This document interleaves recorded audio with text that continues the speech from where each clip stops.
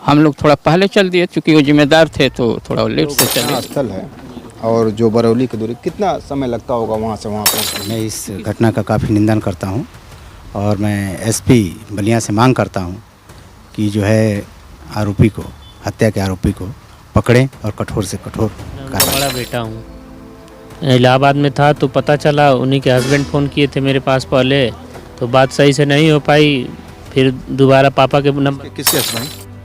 तो सलाम, नमस्कार, जय भीम। आप देख रहे हैं भारत मीडिया। इस समय बलिया जनपद के बेलथौर तहसील अंतर्गत वार्ड नंबर 11 यादव नगर में मौजूद हूं और सभी जानते हैं आप लोग की जो देवेंद्र यादव के साथ जो घटना हुई है उससे कहीं ना कहीं पूरे जो जनपद में आक्रोश व्याप्त है। यहाँ पर घटना के बाद एसपी बलिया और डीआईजी का भी आगमन हुआ था, एएसपी भी आए थे और करीब 10 थाने की जो है फोर्स लगी हुई थी। कल जिस तरह से जो जब पोस्टमार्टम के बाद प्रधान अध्यापक देवेंद्र यादव का जो शव यहाँ पहुँचा और लोगों के अंदर आक्रोश भी दिखा, तो यहाँ पे जो उनके साथ जो कुछ शिक्षकगण हैं जो इसी स्कूल में पढ़ाते हैं, चूँकि भरौली में पढ़ाते थे, वो लार ब्लॉक में पढ़ता है, देवरिया जनपद है वो, तो उनसे जो है वो लोग भी आए हैं शोक संवेदना व्यक्त करने के लिए। तो उनसे जो जानेंगे और इस घटना के संबंध में कुछ बातें करेंगे कि आखिर उस रोज़ जो है क्या हुआ और कितने बजे वह जो है स्कूल से चले थे। जी अपना परिचय। ये सर, मैं मोहम्मद इम्तियाज़ खान और मैं सहायक अध्यापक हूँ भरौली में, और वो मेरे इंचार्ज थे। और लगभग वहाँ उस दिन जो है मंगलवार को और दिन 16 तारीख को सितंबर को 2025 को संकुल मीटिंग थी, और संकुल मीटिंग में लगभग संकुल मीटिंग 2 बजे से थोड़ा पहले स्टार्ट हुआ और तमाम टीचर जो उस संकुल मीटिंग में जो कई विद्यालय जो उस रेंज में आता है वो आए थे लोग, और आने के बाद लगभग 2:30 बजे के करीब मीटिंग समाप्त हुई लगभग। और उसके बाद वहाँ से हम लोग थोड़ा पहले चल दिए, चूँकि वो जिम्मेदार थे तो थोड़ा लेट से चले और हम लोग चले आए। उसके बाद ये घटना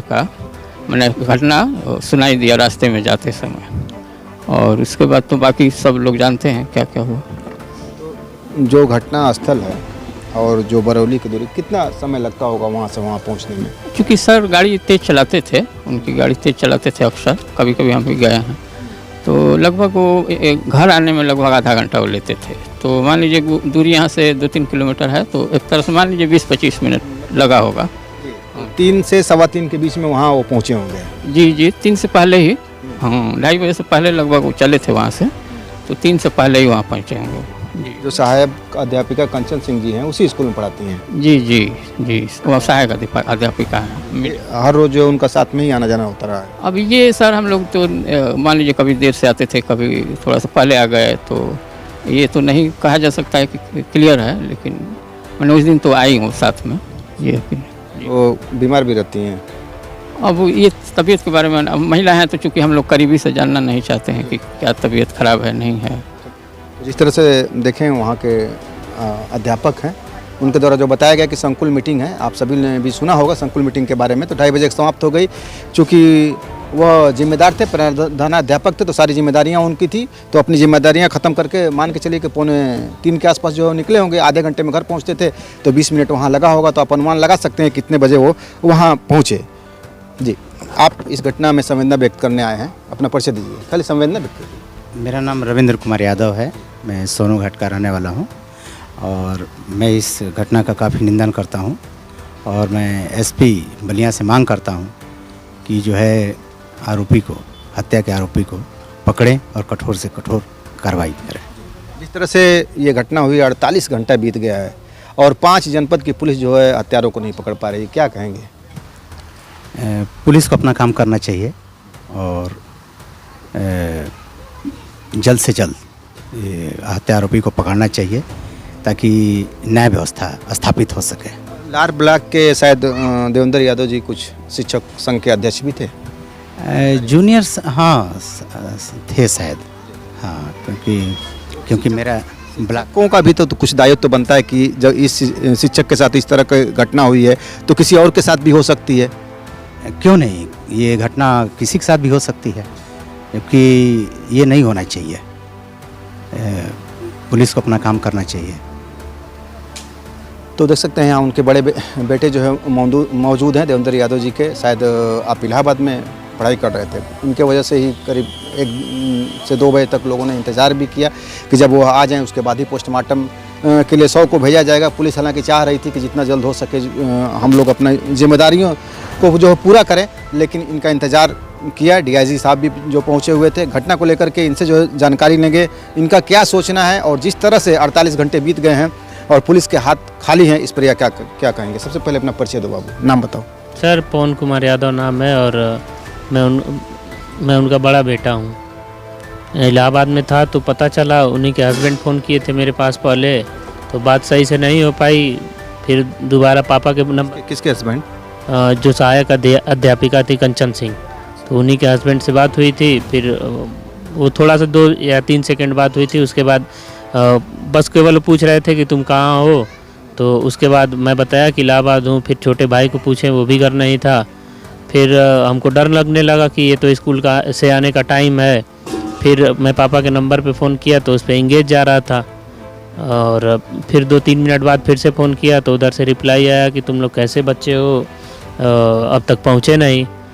यानी कि काफ़ी पहले से ये सब दुर्घटनाएं हो चुकी थी। फिर रास्ते में दरअसल कोई डायरेक्ट ट्रेन नहीं थी, तो आते आते हमको लगभग 1:30 बज गए, और फिर उसके बाद जो भी कार्यक्रम हुआ। आप आए हैं घर पर, अब तो मान लीजिए जो भी दाह संस्कार वाला जो है कार्य संपन्न हो चुका है। पुलिस की एक्टिविटी आप देख ही रहे हैं, डीआईजी भी आए थे। डीआईजी से जो है आपकी बातचीत हुई थी क्या?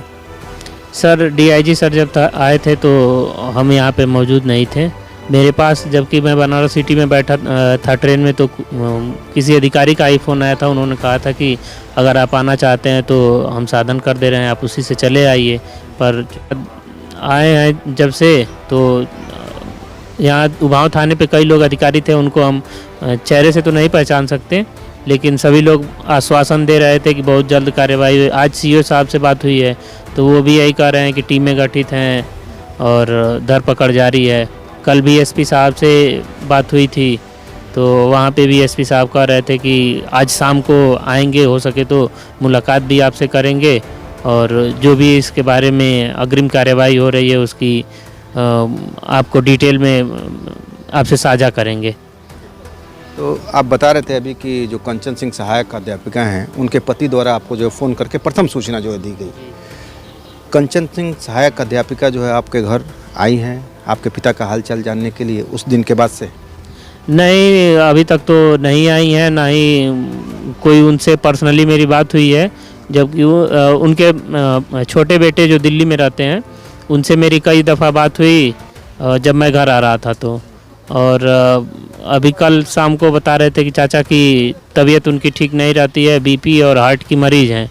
तो और उनको ये भी नहीं बताया गया है कि ऐसा दुर्घटना 1 दिन पहले ही हो चुका है, तो इसीलिए उनसे अभी तक मेरी कोई बात नहीं हुई, तो मुझे कोई जानकारी नहीं है। फिर भी तो आप के पिता आप दुनिया में नहीं हैं, लेकिन कहीं ना कहीं आप ये जानना तो चाहेंगे, आप उनके बेटे हैं, कि आखिर पिता के साथ हमारे क्या हुआ? जी बिल्कुल, अभी तो हम भी सुनी सुनाई बातें ही सुन रहे हैं, और आज तो सुनने में आ रहा है कि वो अपना बयान भी दर्ज नहीं कराई हैं शायद।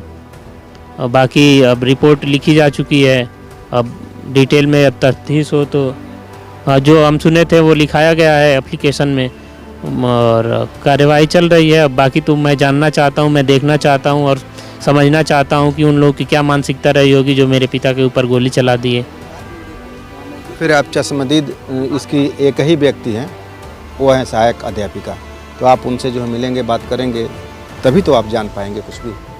सर अभी तो इन सब से निवृत्त हो जाएं। कल बेलथरा बलियाँ लगा हुआ था, अभी आज ये सब कार्यक्रम चल रहा है। उसके बाद हम उनके घर जाते हैं, बात करेंगे कि आखिर क्या समस्या है, कि वो बयान अभी तक नहीं दिए हैं। अब तक जो है जी, अब तक जो है पुलिस की कार्रवाई से कितना संतुष्ट हैं आप? सर आश्वासन तो बहुत अच्छे मिले हुए हैं कि 4 जिलों की पुलिस लगाई है, 5 जिलों की पुलिस लगाई है, धरपकड़ जारी है, यहाँ दबिश दी जा रही है, वहाँ दबिश दी जा रही है, यहाँ के सीसीटीवी कैमरे खंगाले गए हैं, और लेकिन अभी तक कोई ठोस पुख्ता प्रमाण नहीं मिला है कि उन जो ये सब कार्य करने वाले लड़के हैं वो पकड़े गए हैं। जो सुपुत्र हमारे साथ जो है मौजूद हैं और उन्होंने बताया है कि आश्वासन तो मिल रहे हैं, लेकिन अभी तक जब तक जो है हत्यारे पकड़े ना जाएं तब तक जो है उन्हें किस तरह से जो है विश्वास होगा और कैसे जो है यकीन करेंगे। उनका जो है एक ही मकसद है कि हत्यारे जो है पकड़े जाएं और उनको कड़ी से कड़ी जो सज़ा मिले। भारत मीडिया के लिए ओपी सिंह के साथ शब्बीर अहमद की रिपोर्ट। देखते रहें भारत मीडिया चैनल।